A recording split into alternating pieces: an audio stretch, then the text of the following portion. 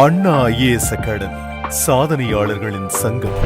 மக்களே வணக்கம். இந்த பதிவில் நம்ம பார்க்க போறது தமிழ்நாடு லோக் ஆயுக்தா 2025.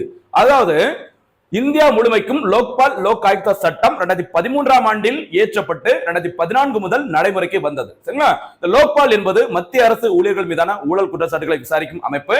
லோக் ஆயுக்தா என்பது மாநில அரசு ஊழியர்கள் மீதான ஊழல் குற்றச்சாட்டுகளை விசாரிக்கும் அமைப்பு.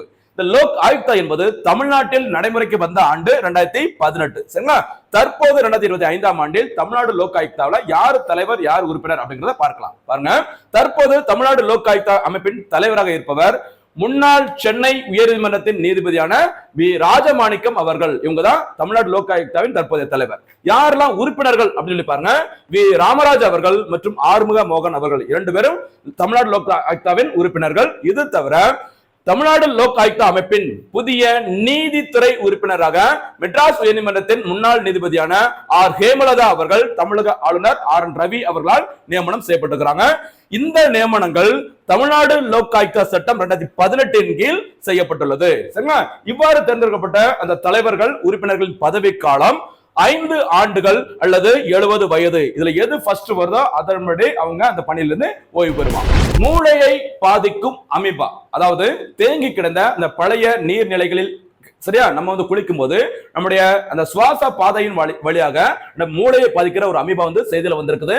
இந்த பாதிப்பு அதிக அளவு பாதிக்கப்பட்டுள்ள மாநிலம் எது அப்படின்னு பார்த்தீங்கன்னா கேரளா. சரிங்களா? பார்க்கலாம்.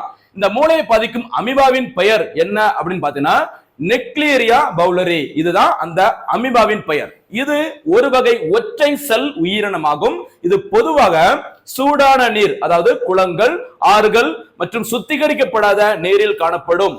மேலும் இது எப்படி வந்துட்டு நம்முடைய மூளைக்குள்ள பரவும் அப்படி பார்த்தீங்கன்னா நாசி குழி வழியாக மனிதனின் மூளைக்குள் நுழைந்து அமீபிக் மெனிங்கோ என்செபலைட்டிஸ் என்ற கொடிய நோயை ஏற்படுத்தும் இந்த அமீபா. ஓகேவா?